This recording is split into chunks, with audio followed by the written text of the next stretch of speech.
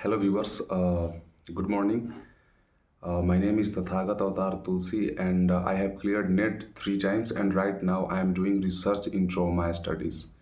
So in today's video we will talk about D.H. Lawrence. He is one of the most important writer if you are preparing for UGC NET.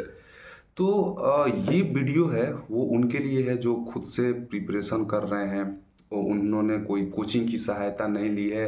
वो writer तो जानते हैं कि ये writer जो हैं वो नेट के लिए इम्पोर्टेंट है, बट इनके कौन से वर्क्स जो हैं वो इम्पोर्टेंट है नेट क्लियर करने के लिए। So basically this video is for them.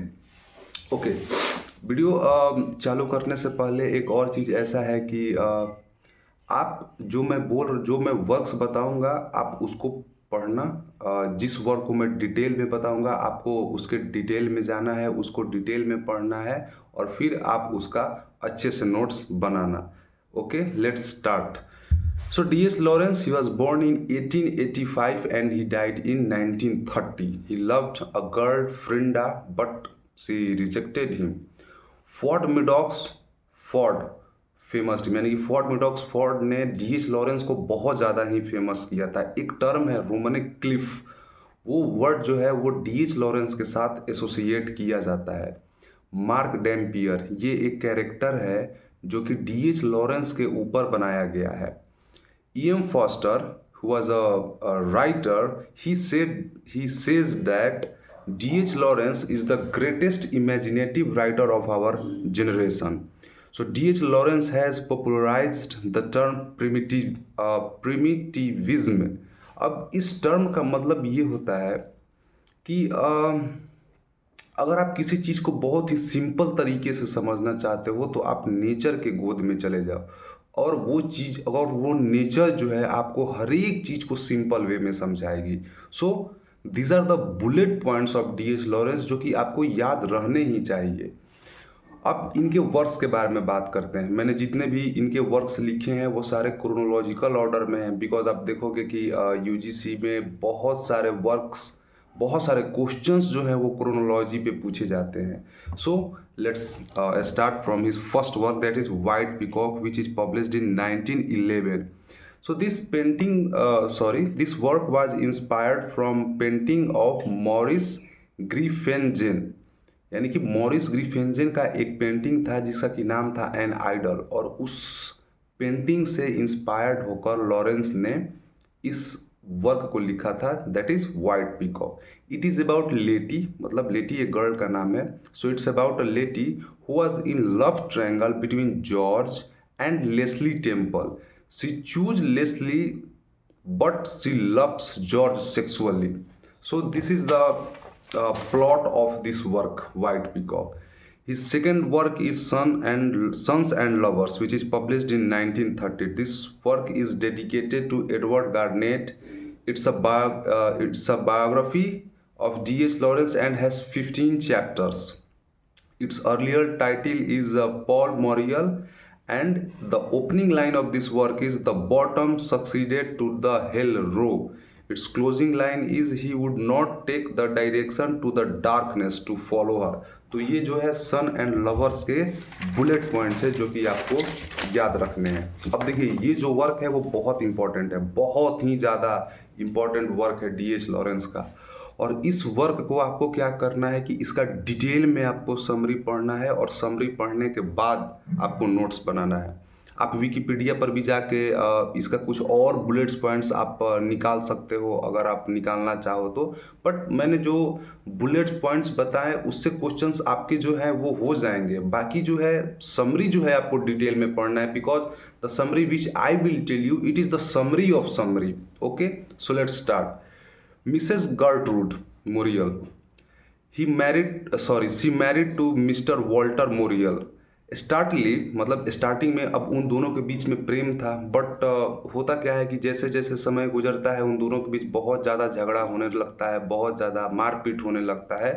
तो जो मिसेस गर्ट्रूड होती हैं वो अपने बेटा जो कि विलियम, उसको बहुत ज़्यादा प्यार करने लगती हैं और उसको प्रोटेक्ट करती हैं ताकि जो उसका अब्यूजिव फादर है वो उसको ना पीटे और उसको हरास्ट ना करे।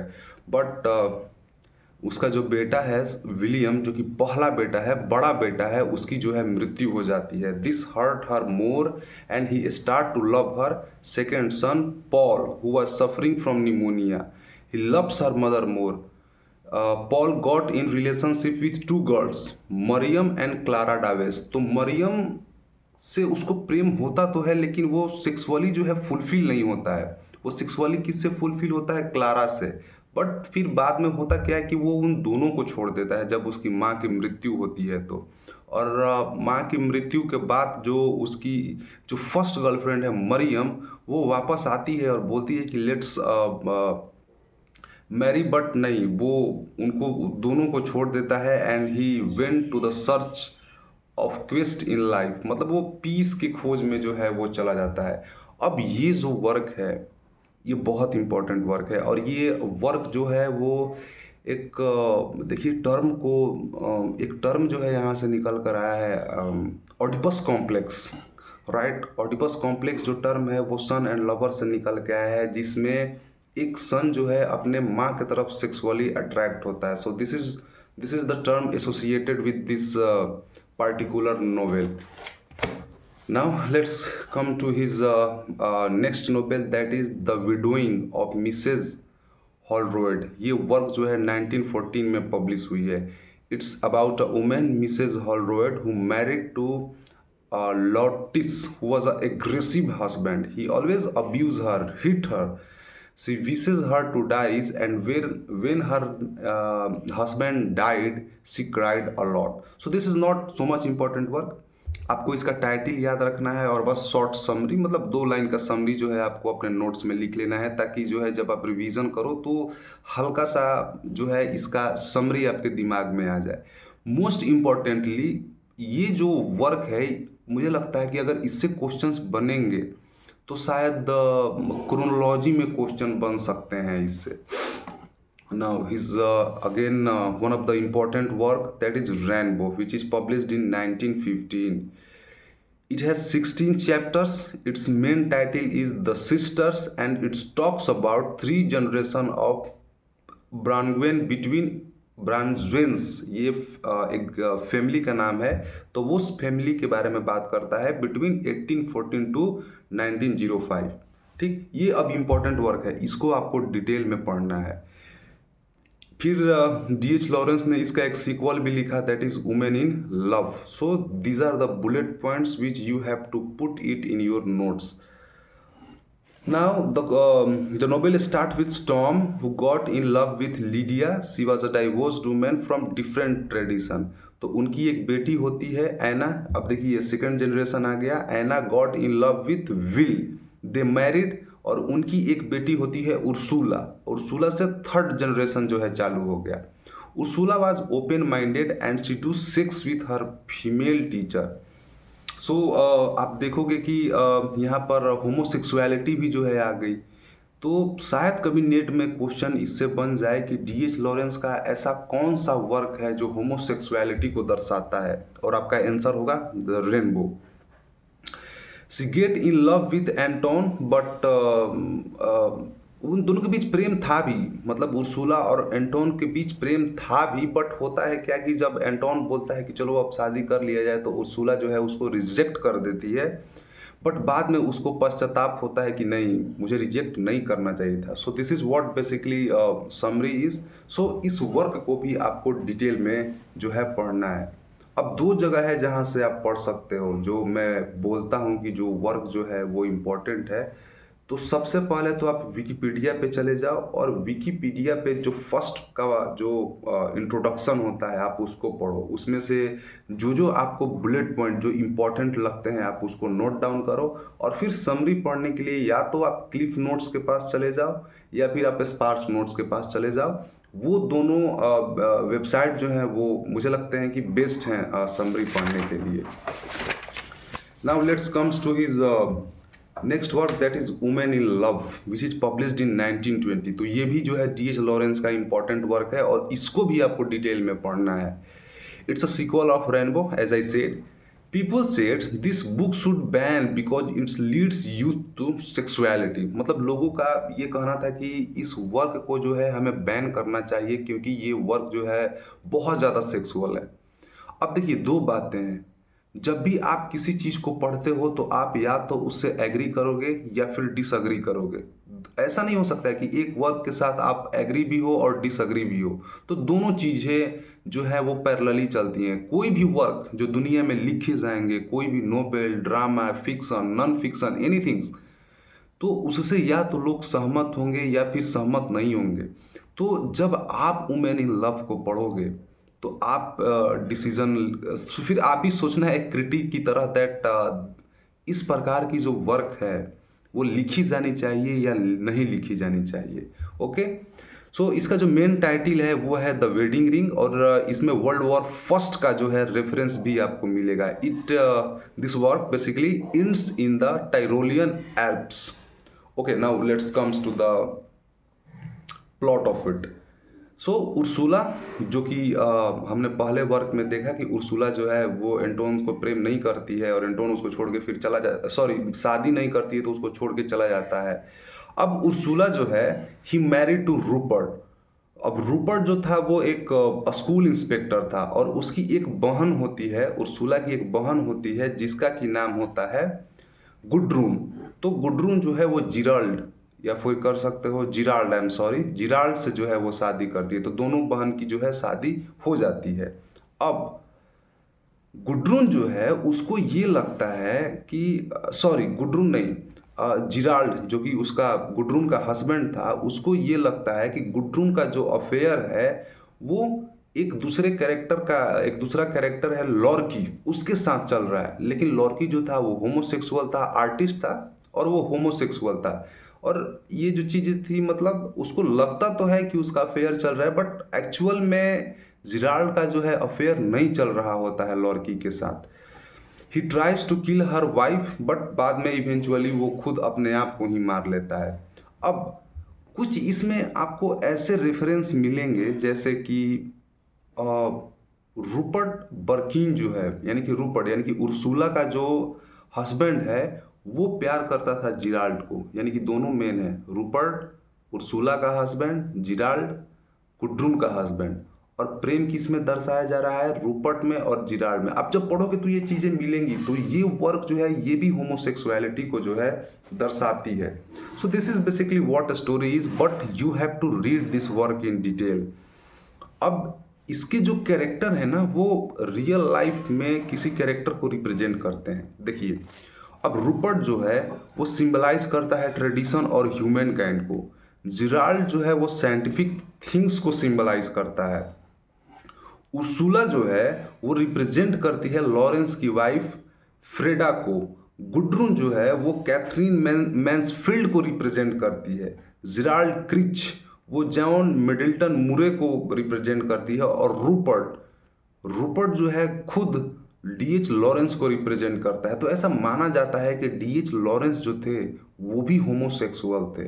सो this is basically what you have to know about women in love. तो जो इसके की पॉइंट्स है आप उसको नोट डाउन कर लीजिएगा और फिर जाकर आप यूट्यूब से आप इसका समरी देख सकते हो। अगर यूट्यूब से आप इसका समरी देख लेते हो तो आपको पढ़ने में आसानी होगी। मैं तो यही करता था कि मैं यूट्यूब से समरी को सुन के और तब जाके उसका जो है मैं स्पार्क नोट्स या क्लिफ नोट्स पे समरी पढ़ता था, ताकि वो समरी पढ़ने में और आसानी हो और मैं तेज़ी से पढ़ पाऊँ। अब इनका अगला जो वर्क है वो है अरोन्स रॉड, जो कि पब्लिश हुई है 1922 में। It's a picaresque novel. Picaresque novel का मतलब होता है कि जब आप किसी चीज़ की खोज में जाते हो और उसको लिखते हो तो वो जो है पिकारेस्क्यू नोवेल बोला जाता है। It's about Aaron who works in cold mining but wanted to become flautist. Flautist का मतलब जो फ्लूट बजाता हो। His next work is Birds, Beast, Flowers. It is published in 1923. It's a poetry collection और इसमें एक बहुत ही फेमस पोएम है स्नेक, जिससे कि क्वेश्चंस जो हैं यूजीसी नेट में बने हैं। अगला इनका वर्क है कंगारू विच इज पब्लिश्ड इन 1923। तो लॉरेंस ने एक बात कही इस वर्क के थ्रू कि it was 1915 when old world changes. This is the line which is said bye D H. Lawrence. ये जो लाइन है वो लॉरेंस ने कहा था कि 1915 के बाद जो पूरी दुनिया है वो बदल गई। It's about visit of New South Wales Australia. Her next work is plumed serpent about Mexico general which revive ethnic language in Mexico. He's again now he's one of the ये जो वर्क है lady Chatterley lover which is published इन 1929, ये बहुत famous work है। तो जब मैं masters में था मैंने इस नोवेल को पढ़ा था और उसके बाद मैंने इस पे जो मूवी बनी थी, मैं मेरे प्रोफेसर्स ने बताए थे कि आप इस पे जाके जो है मूवी बनी है आप उसको भी जाकर देख लेना। सो आपके पास मोबाइल तो है ही और रिचार्ज भी है। So it is either on Netflix or it is either on Amazon. तो इन दोनों में से किसी एक प्लेटफॉर्म पे जो है ये आपको मिल जाएगा नोवेल सॉरी मूवी। और अगर इन दोनों का सब्सक्रिप्शन आपके पास नहीं है तो बहुत सारे पायरेटेड वर्जन के वेब साइट्स आते हैं, आप वहाँ से जाकर इस मूवी को डाउनलोड कर सकते हो। अब ये जो वर्क है लेडी चैटरली लवर, ये भी अपने दौर की बहुत फेमस वर्क है, बहुत फेमस नोवेल है। अब इट इज़ रिटेन, सो इसके एक की फैक्ट्स है कि it is written in 4 P letter words. P letter words is actually sexual words you can say. जैसे कि उन्होंने इस वर्क के थ्रू कुछ नए वर्ड्स लाए जो कि एकदम से सेक्सुअल है, जैसे कि slut, fuck, pussy, slut. These are the words which has been used by D H. Lawrence in this work. So it's about a lady Constance, जिसको कि हम लोग लेडी चैटरली बोलते हैं, married to Clifford. And what happened that in world war first Claude become importance, मतलब नपुंसक बन जाता है वो। And says to Constance that उनको बेबी तो चाहिए। So he says that you can do sex with upper class and have baby. He loves to write, मतलब कि क्लिफोर्ड जो है उसको लिखना बहुत पसंद था और उसकी जो सर्वेंट थी मिसेस बोटोन, वो बहुत सारे गॉसिप्स जो है उसको ला कर देती थी। Constance developed relationship with Michaels but soon left him because he didn't satisfy her. She got involve with Oliver and get pregnant. अब ओलिवर जो है वो अपर क्लास का आदमी नहीं था, वो लोअर क्लास का आदमी था, एक फार्मर था। And she get pregnant. तो जब वो प्रेग्नेंट होती है तो वो क्लिफोर्ड से बोलती है कि यार मुझे अब तुम्हारे साथ नहीं रहना, मैं किसी और के साथ रहना चाहती हूँ और मैं प्रेग्नेंट हो चुकी हूँ। बट ऑफ कोर्स क्लिफोर्ड जो बोलता है कि नहीं, ऐसा नहीं हो सकता है, तुम जो है बेबी को जन्म दो और तुमको रहना तो है मेरे ही साथ। ठीक है। Initially Constance told that baby का father is Duncan, of course she lied, but after force of Clifford she told the truth that Oliver is his father. So basically this is what the story or the plot of this novel is.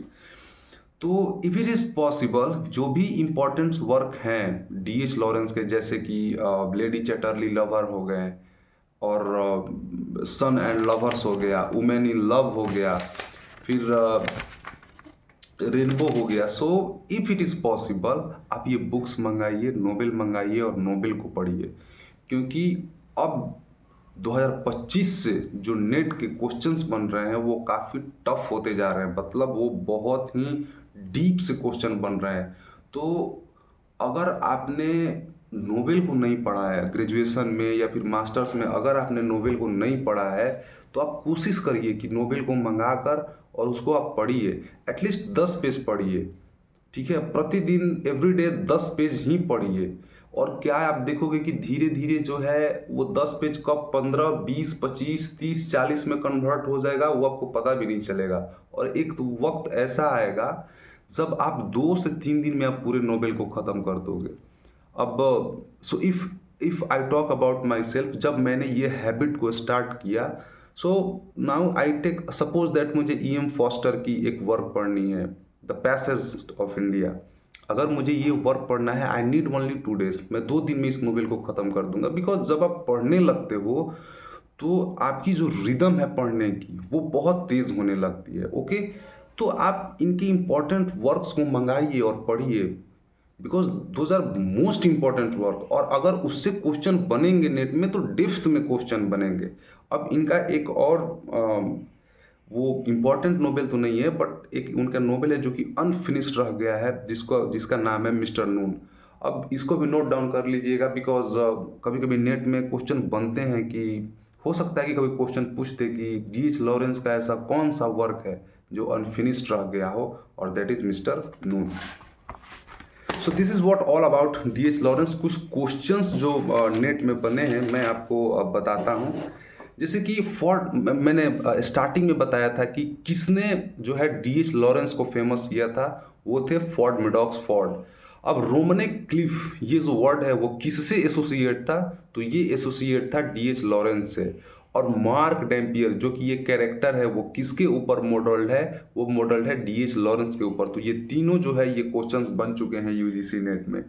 Sun and lover से एक question बना है जो कि उसका उसका closing line उसने पूछा था कि he would not take the direction to the darkness to follow her. ये लाइन जो है वो डीएच लॉरेंस के किस वर्क से ली गई है, तो वो था सन एंड लवर्स। नाउ एक और जो है इससे क्वेश्चंस देखिए बने हैं। हाँ, वुमेन वुमेन इन लव से क्वेश्चंस बना है कि ये जो वर्क है उसकी स्टार्टिंग सेटिंग क्या है। तो उसका स्टार्टिंग सेटिंग है कि गटरून और Ursula are working and talking. This is the starting scene of Women in Love. अब इसका जो नेक्स्ट क्वेश्चन इससे बना है कि डीएच लॉरेंस का ऐसा कौन सा वर्क था जिसको कि लोगों ने बोला कि बैन होना चाहिए, और वो है वुमेन इन लव। एक और क्वेश्चन है वुमेन इन लव से कि वुमेन इन लव का जो है मेन टाइटल क्या था, वो है द वेडिंग रिंग। एक टर्म भी पूछा गया है इस वर्क से रिलेटेड कि ए स्टार इक्विलिब्रियम। ये जो टर्म है वो डीएच लॉरेंस के किस वर्क से एसोसिएट होता है, तो वो भी जो है वो इसका स्टार इक्विलिब्रियम का मतलब होता है संतुलन की स्थिति। तो ये जो वर्क है वो किससे सॉरी ये जो टर्म है वो किससे एसोसिएट है, तो उसका आंसर है वुमेन इन लव। और जिससे क्वेश्चंस, हाँ इससे कुछ क्वेश्चंस और बने हैं। मैंने मोबाइल में नोट डाउन करके रखे हैं इसके इस राइटर के क्वेश्चन, तो उसको भी हम लोग देख लेते हैं। वेट, हाँ, एक जनवरी 2025 जो स्विफ्ट 2 में एग्जाम हुई थी उससे क्वेश्चन पूछा गया था कि arrange the following novel of D H Lawrence in chronological order of their years of publication. और ऑप्शंस थे women in love, the white peacock, son and lovers, the rainbow और द ट्रेसपेसर। अब देखिए ट्रेसपेसर जो वर्क है वो तो हमने नहीं पढ़ा, लेकिन बाकी के वर्क हमने पढ़े हैं, जैसे कि द रेनबो। रेनबो जो है मेरे हिसाब से पहले आया है, फिर सन एंड लवर आया है, फिर द वाइट पीकॉक आया है, फिर वुमेन इन लव आया है। तो इसका ऑप्शन मेरे ख्याल से थर्ड होना चाहिए था। नहीं, सबसे पहले मेरे को लगता है कि द वाइट पीकॉक आया है। द वाइट पीकॉक ये डीएच लॉरेंस का पहला वर्क है, तो इसका आंसर होना चाहिए द वाइट पीकॉक, और फिर उसके बाद द ट्रेस्पर, फिर सन एंड लवर्स, फिर उसके बाद द रेनबो और वुमेन इन लव। यानी कि डी के बाद यानी कि रेनबो का जो है सीक्वल है वुमेन इन लव। तो जब आप ऐसे क्वेश्चंस को, इस क्रोनोलॉजिकल क्वेश्चन को आप तभी कर पाओगे जब आपने डीएच लॉरेंस को कम से कम 16, 17, 20 बार रिवीजन किया हो। जैसे कि मैंने डीएच लॉरेंस को 16 से 18 बार मैंने रिवीजन किया था ताकि इनसे क्वेश्चंस बने। तो इस प्रकार के जो क्वेश्चंस है तभी बनेंगे जब आप बहुत अच्छे से रिवाइज करते हो डीएच लॉरेंस को।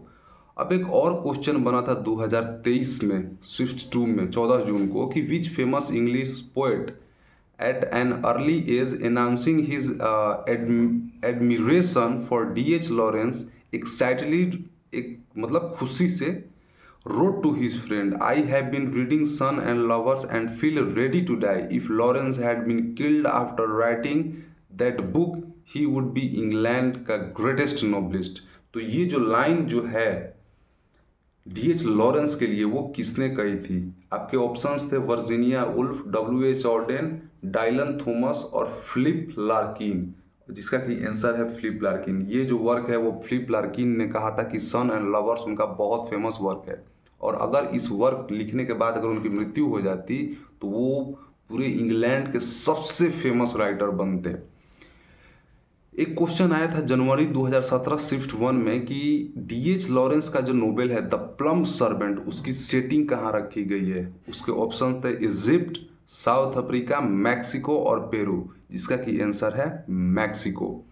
अब एक क्वेश्चन बना था 2021 में जिसमें कुछ नोबेल्स दिए गए थे और कुछ राइटर्स दिए गए थे, तो उसमें एक जो है वर्क था द प्लम सर्वेंट, तो ये किसने लिखा है, तो प्लम सर्वेंट लिखा है D.H. लॉरेंस ने। अब 2021 स्विफ्ट 2 का दिसंबर का क्वेश्चन है, वही है, उसमें भी यही क्वेश्चन वाला है कि द प्लम सर्वेंट जो है किसका वर्क है, वो है D.H. लॉरेंस का। अब 14 जून 2023 स्विफ्ट 2 में एक क्वेश्चन बना था इनसे कि the following lines are from one of the poems of D.H. Lawrence, identify the poem, और वो लाइन था and so I missed my chance with one of the lords of life and I have somethings to expiate a pettiness. ये जो line है वो D.H. Lawrence के किस work से लिया गया है, और ऑप्शंस थे बैट, स्नेक, मस्क्वीटो और साइप्रस। तो ये जो लाइन है वो स्नेक से लिया गया है। एक क्वेश्चन 2014 स्विफ्ट 1 से बना था कि D.H. Lawrence popularized the concept of filling the blanks in his novel, यानी कि D.H. लॉरेंस ने कौन से एक टर्म को जो है अपने नोबेल में बहुत ज़्यादा पॉपुलराइज किया। ऑप्शंस थे रियलिज्म, नेचुरलिज्म, प्रिमिटिज्म और एक्सप्रेशनिज्म, तो आंसर है प्रिमिटिज्म। सो इतने जो है क्वेश्चंस जो है जितने मैंने क्वेश्चंस आपको बताए प्रीवियस ईयर के, तो बहुत सारे क्वेश्चंस जो है D.H. लॉरेंस से बने हैं, तो आपको बहुत ही ईमानदारी से, बहुत ही केयरफुली आपको इनको पढ़ना है, इनके वर्क्स को देखना है, और कोशिश करिए कि जो इनका इम्पॉर्टेंट वर्क है, मोस्ट इम्पॉर्टेंट वर्क है, एटलीस्ट आप उसका नोबेल पढ़िए। So thank you so much for watching this video and have a great day.